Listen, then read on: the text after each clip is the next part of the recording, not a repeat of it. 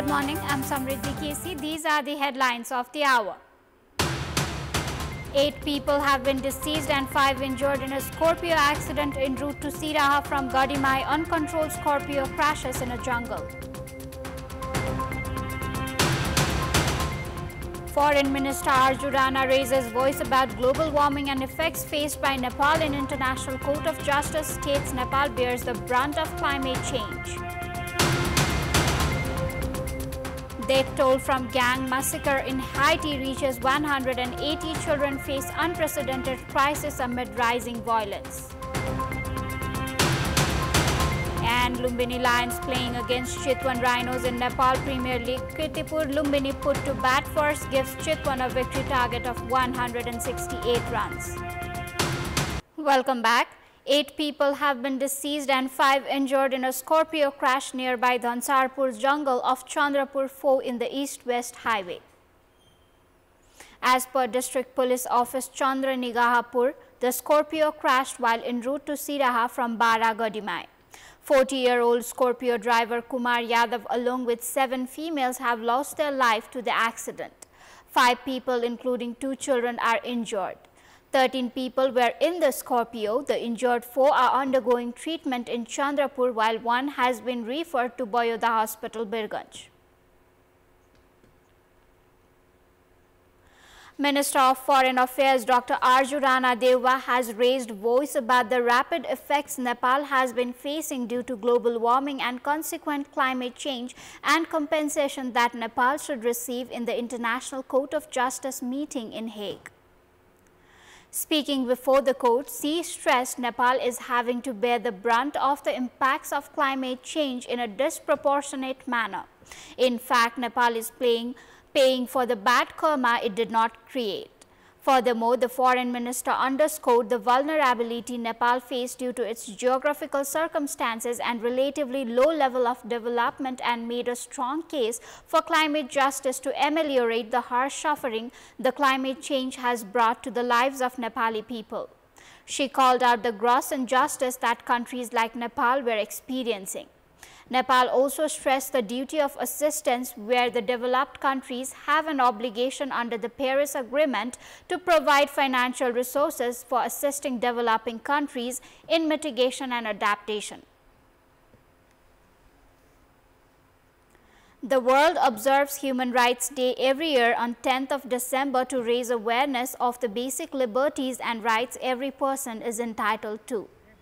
This year's theme of the Human Rights Day is Our Rights, Our Future Right Now, which reinforces how human rights affect people everywhere, every day. Ministry of Law, Justice and Parliamentary Affairs have been honoring the person and organization who have significantly contributed to the field of human rights every year on this day. However, the ministry has clarified that because the process has not been completed as per qualification and procedures, the award won't be provided this year. The disputes within the ruling party Nepali Congress have been expected to have escalated in the recent times.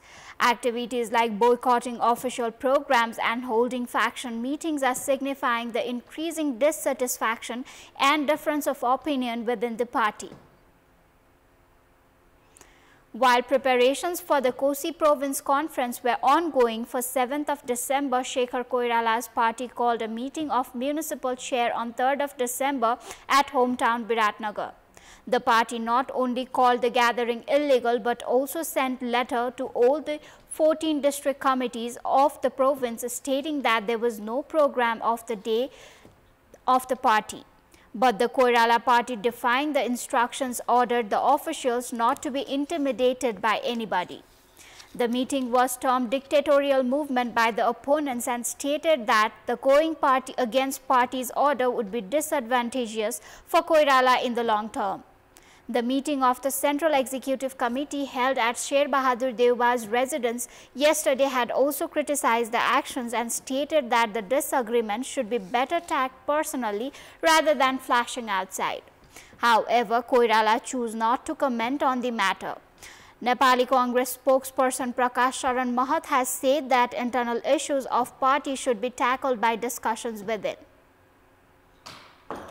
The number of youths going to European countries like Romania, Malta, Cyprus for foreign employment is increasing every year. Making the most of the trend, human traffickers have been extorting millions from the youths as government monitoring remains feeble. We have a report. The number of Nepali youths heading to Romania for foreign employment has been increasing in recent years. In the last fiscal year, 13,137 received labor permits and left for Romania. This year, in the past 5 months, 11,600 people have already left for the same destination. But there are many more who head to Romania without labor permits, and the government lacks record on them. विशेष गरेर GCC country gulf कन्ट्रीहरुमा र मलेसियामा चाहिँ केन्द्रित थियो। अहिले चाहिँ गत वर्षदेखि Malaysia बन्द भएको अवस्था छ भने र जीसीसी कन्ट्रीहरुमा पनि जाने कर्मचारी संख्या त बढी नै छ, तथापि पनि त्यसको तुलनामा चाहिँ युरोपतिर शिफ्ट भइरहेको अवस्था छ।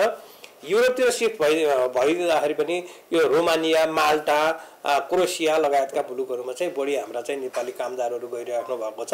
र रोमानियाको मात्रै डाटा हेर्ने भने गत आर्थिक वर्षमा चाहिँ 13,000 जानु भएको थियो भने यो चालु आर्थिक वर्ष 81-82 को यो पछिल्लो 4 महिनामै 11,696 जना चाहिँ रोमानियामा मात्रै नेपाली कामदारहरु जानु भएको अवस्था छ। Apart from Romania, countries like Malta, Portugal, Cyprus have also seen huge inflow of Nepalese workers in recent years. These European countries provide better wages compared to Gulf nations and have weather conditions similar to Nepal. केही समय काम गरिसकेपछि त्यहाँको permanent residence प्राप्त गरिसकेपछि त्यो देशमा परिवारसहित बस्न पाइन्छ, समृद्ध मुलुकहरुमा बस्न पाइन्छ, समृद्धि हासिल गर्न सकिन्छ भन्ने चाहिँ एउटा नेपाली सर्वसाधारण युवाहरुको पनि एउटा जुन उहाँहरुको आकांक्षा हो, त्यो आकांक्षाले गर्दाखेरि चाहिँ ती देशहरुमा बढी जाने गरेको देखिन्छ। At present, manpower companies have sporadically sent workers to European nations. However, due to difficulty in verifying demand letters, many Nepalese have been choosing to pay millions to traffickers and take the illegal route. Apart from the illegal means, Nepalese have also been heading to European nations in personal and visit visas. Manpower businesses say the scenario was a result of government's lack of coordination. वैदेशिक रोजगारमा जाने कामदारहरूलाई सहज रूपमा संस्थागत रूपमा चाहिँ पठाउनु पर्छ। त्यसको लागि मागपत्र प्रमाणीकरणलाई सहजीकरण गरिनु भने हामीले बारम्बार श्रम मन्त्रालय, परराष्ट्र मन्त्रालय, सम्बन्धित निकायहरुमा हामीले पत्रचार गरेका छौं र पनि उहाँहरूले सुनिराख्नु भएको छैन। यो कारण मैले बुझ्न सकेको छैन। हामी डाइरेक्ट रोमानियाबाट तपाईको मागपत्र ल्याउन सक्छौं र हाम्रो डाइरेक्ट पहुँच छ। Since mid-July, more than 650 complaints have been filed by migrant workers saying middlemen had swindled more than 40 million Nepali rupees altogether. अनि हामीलाई झुलाउने दुख दिने उर्ने लान्छु भन्ने अनि 2 वर्ष दिनसम्म पुर्याइदिने 2 वर्षसम्म पुर्याइदिने अनि हामीले पैसा लिएर उनीहरु चाहिँ गाडी चढ्ने घरजग्गा किन्ने अनि हाम्रो चाहिँ विचलित परे। Traffickers and middlemen have been cashing in on the lack of opportunities back home. They have been found charging up to 700,000 Nepali rupees from each individual in exchange for promises to take them to European countries. Nepal scored 35 points in corruption index in the report by Transparency International, placing it on the list of countries with high corruption and poor governance. This score is reflected in increasing number of corruption scandals involving political figures. Despite allegations of corruption, political leaders accused of irregularities have been receiving impunity. In the past 1 year, the Commission for the Investigation of Abuse of Authority, CIAA, filed cases against more than 524 government officials. This included the Chief Secretary. Political leaders were also dragged in controversies like the Giribandhu tea state. However, investigation did not take place. The other infamous case that drew attention from all quarters was the fake Bhutanese refugee scam that dragged former Home Minister Balkrishna Khand and CPN-UML Secretary Top Bahadur Raimajee. The Public Prosecutor's Office called for investigation on government officials and political leaders, but questions remain as to why authorities did not pursue actions against political leaders. In the Lalita Niwas land scam, government officials were convicted, but political leaders got impunity over the pretext of policy-level decision. Investigations were also not carried out into alleged irregularities in the procurement of health supplies during COVID-19 pandemic. In the Terramox procurement scandal concerning Nepal Telecommunication Authority (NTA), a full investigation took place. However, the case has been stalled due to alleged involvement of political leadership. Former administrators argue that corruption has deeply affected all levels of the state.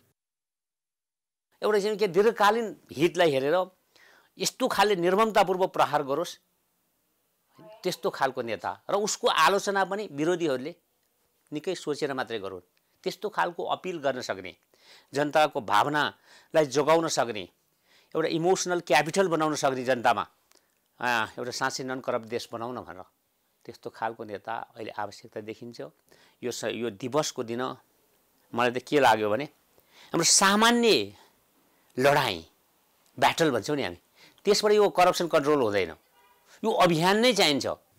The Act on Commission for the Investigation of Abusive Authority is currently awaiting amendment. The bill under consideration at the State Affairs and Good Governance Committee of the Parliament has seen little interest from political parties. नीतिगतको बारेमा छलफल भइरहेछ विज्ञसँग पनि हामीले कुरा राखिराखेका छौं. एउटा नीतिगतको कुरा पनि तपाईले उठाउनु भएको छ अर्को बेनामीको कुरा पनि छ त्यहाँ दुईटा कुराहरू छ अलिकति यसलाई कुन मोडल भन्ने अब विज्ञले त आफ्नो धारणा राखिसक्नु भएको छ. अब मोडलका बारेमा अब समितिको साथीहरुसँग बसेर उहाँहरूले जे निर्णय गर्नुहुन्छ त्यही खालको मोडल तयार गर्नु पर्ला. International studies have placed Nepal on the list of countries with high level of corruption, while the state of internal governance also remains weak. There is a call on the government to intensify efforts to control corruption before it is too late. Welcome back. It's time for international news.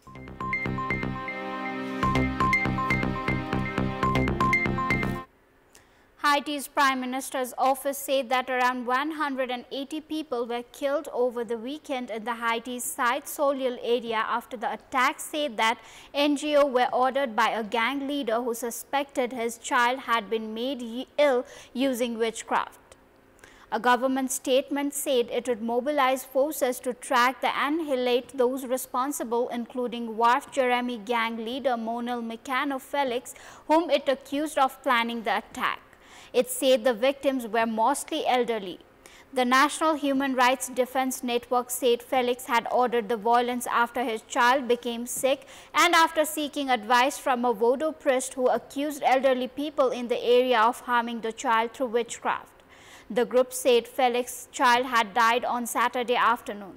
Felix did not immediately comment on the accusations. Site Soleil, a densely populated slum by the port of the capital Port-au-Prince, is among the poorest and most violent areas of Haiti. Meanwhile, the United Nations said the number of people killed in Haiti so far this year in spiraling gang violence had reached a staggering 5,000. The new Syrian administration Hayat Tahrir al-Sham's HTS is expected to appoint Mohammad al-Bashir as Syria's interim prime minister. It is said that Bashir's leadership will work to manage the transitional situation that Syria is experiencing after the ousted President Bashar al-Assad, who ruled Syria for 24 years, and now to form a new government. Previously, Bashir was the head of the government declared by HTS in the city of Idlib. Syrian Prime Minister Mohammad Ghazi Jalali has also agreed to hand over power to Bashir.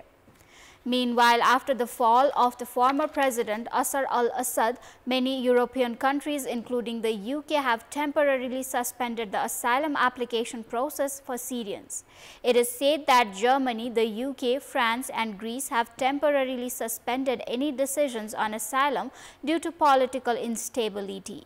Meanwhile, the Israeli army has carried out heavy airstrikes in several cities, including the Syrian capital Damascus, after the capture of the rebel forces. The British-based Syrian Observatory for Human Rights reported that Israeli army has carried out about 100 airstrikes targeting military bases and chemical facilities in Syria. It is reported that Israeli army attacked the military base to prevent various weapons and chemical facilities from falling into the hands of the rebels. Israel has reportedly launched a massive attack on Syria in the past 2 days to protect itself after the fall of the President Assad. Thousands of demonstrators in Seoul braved the cold once more to demand South Korean President Yoon Suk-yeol to be impeached, saying it was not enough to just apologize for trying to impose martial law last week. Yoon survived an impeachment vote in the parliament on Saturday after his boast attempt at imposing martial law last Tuesday, and tens of thousands of South Koreans then railed to demand his resignation. The Korea Confederation of Trade Unions, who led yesterday's protest, estimated about 30,000 people rallied again near Parliament. Protesters expressed anger and disappointment over Yoon's latest statement, where he said he was leaving his political and legal fate to his ruling People Power Party (PPP) but did not resign. Yoon's several cabinet ministers, military commanders and police officials face criminal investigations over the attempt, and prosecutors. The police and the Corruption Investigation Office for high-ranking officials have all launched probes into Yoon and the officials seeking to pursue charges of insurrection and abuse of power, among others. That is all for the moment. Thanks for watching. Bye for now.